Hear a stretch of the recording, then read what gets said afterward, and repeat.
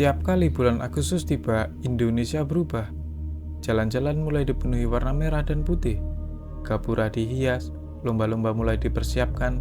Sekolah, kantor, hingga kampung berlomba menjadi yang paling meriah. Semua orang menyambut hari kemerdekaan. Namun, di balik semaraknya perayaan itu, ada ribuan orang yang justru sedang mempertaruhkan penghasilannya. Mereka bukan panitia, bukan peserta lomba, bukan pula pejabat yang sedang hadir di upacara. Mereka adalah pencari rezeki musiman. Orang-orang yang hanya memiliki waktu sekitar 1 bulan dalam setahun untuk mencari nafkah. Jika Agustus sepi, maka pendapatan mereka ikut menghilang.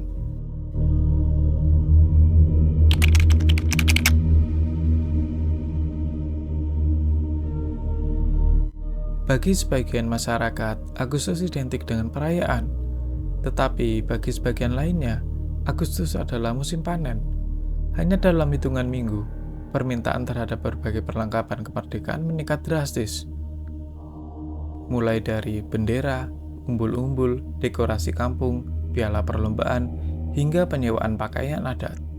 Semua mengalami lonjakan permintaan. Yang menarik, banyak pelaku usaha ini tidak menjalankan bisnis tersebut sepanjang tahun. Mereka hanya muncul ketika Agustus tiba.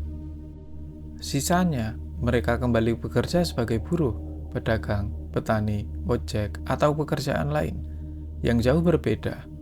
Artinya, mereka menggantungkan sebagian penghasilan tahunan pada satu momen yang hanya berlangsung sekitar 1 bulan.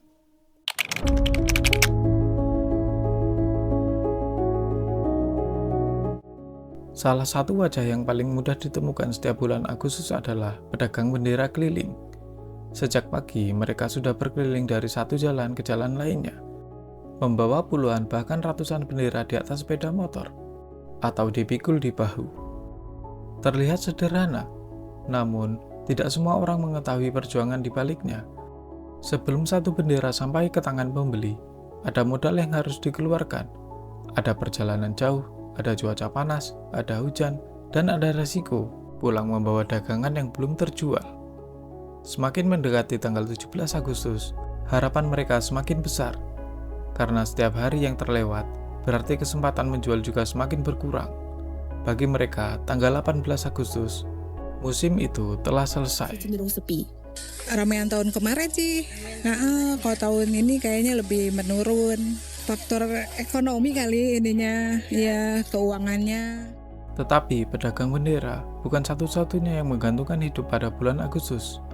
Di tempat lain, ada orang-orang yang bahkan sudah mulai bekerja jauh sebelum bulan Agustus tiba, dan hasil kerja mereka hampir selalu hadir di setiap lomba kemerdekaan.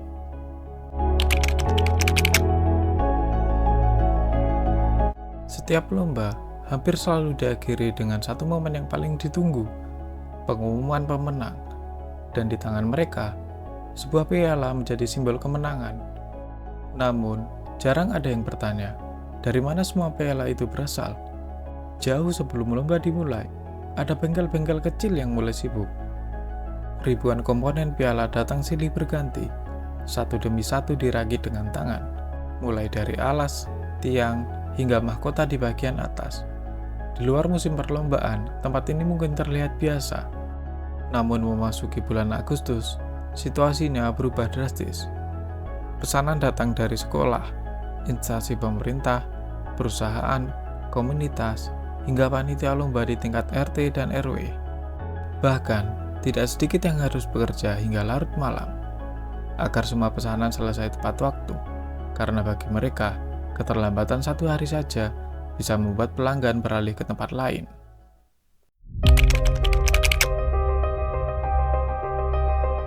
Menjelang hari kemerdekaan, hampir setiap sudut kampung berubah.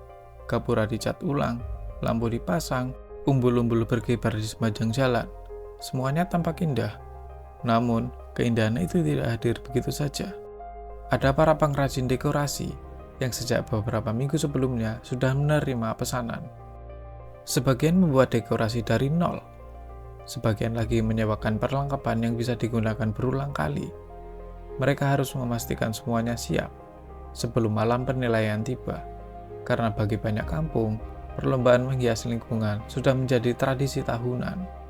Dan tradisi itu membuka peluang ekonomi bagi banyak orang.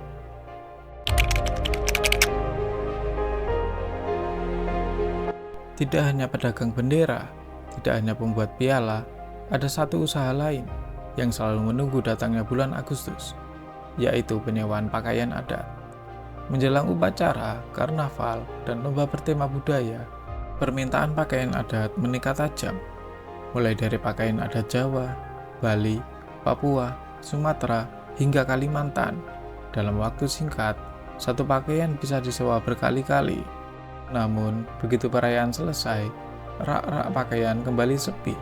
Pemilik usaha kembali menunggu hingga musim berikutnya datang. Inilah uniknya usaha musiman.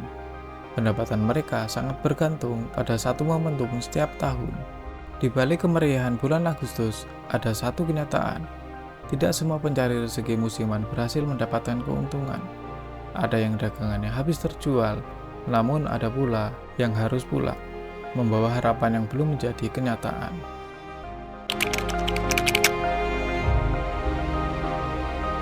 Bagi banyak orang, tanggal 17 Agustus adalah puncak perayaan. Namun, bagi para pencari rezeki musiman, tanggal itu juga menjadi penanda bahwa musim mereka hampir selesai.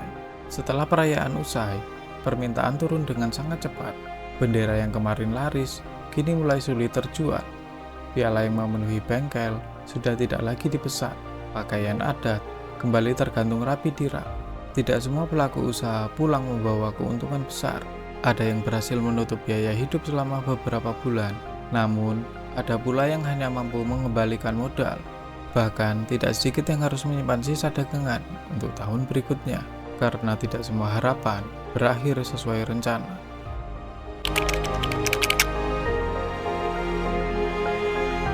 Bagi sebagian orang, Agustus adalah satu bulan dalam kalender, tetapi bagi mereka, Agustus bisa menjadi penentu. Apakah kebutuhan keluarga bulan depan bisa terpenuhi? Apakah uang sekolah anak dapat dibayar? Apakah cicilan dapat dilunasi? Atau, apakah mereka harus kembali mencari pekerjaan lain? Inilah wajah ekonomi musiman. Tidak selalu terlihat, namun nyata. Dan setiap tahunnya, ribuan orang menggantungkan harapan pada datangnya hari kemerdekaan. Mereka mungkin tidak berdiri di atas panggung, tidak menerima penghargaan, tidak dikenal banyak orang, tetapi tanpa mereka, suasana Agustus yang kita nikmati hari ini mungkin tidak akan semeriah sekarang. Hari kemerdekaan selalu identik dengan semangat persatuan, dengan tawa, dengan lomba, dan dengan bendera merah putih yang berkibar di setiap sudut negeri. Namun, di balik semua itu, ada cerita yang jarang terdengar tentang orang-orang yang bekerja sejak pagi hingga malam, tentang mereka yang hanya memiliki satu kesempatan dalam setahun untuk mendapatkan penghasilan lebih. Kemerdekaan bukan hanya soal mengenang sejarah, tetapi juga tentang bagaimana masyarakat terus berjuang mencari kehidupan yang lebih baik. Mungkin saat Anda melihat seorang pedagang bendera di pinggir jalan, atau seseorang yang menawarkan piala, atau toko kecil yang menyewakan pakaian adat, ingatlah bahwa bagi mereka, Agustus bukan sekedar bulan perayaan, melainkan bulan penuh harapan. Karena di balik setiap bendera yang berkibar, ada tangan-tangan yang bekerja, dan di balik setiap kemeriahan kemerdekaan, ada keluarga yang menggantungkan masa depannya. Selamat Hari Kemerdekaan Indonesia. Semoga semangat perjuangan tidak hanya kita kenang, tetapi juga kita rasakan dalam kehidupan sehari-hari.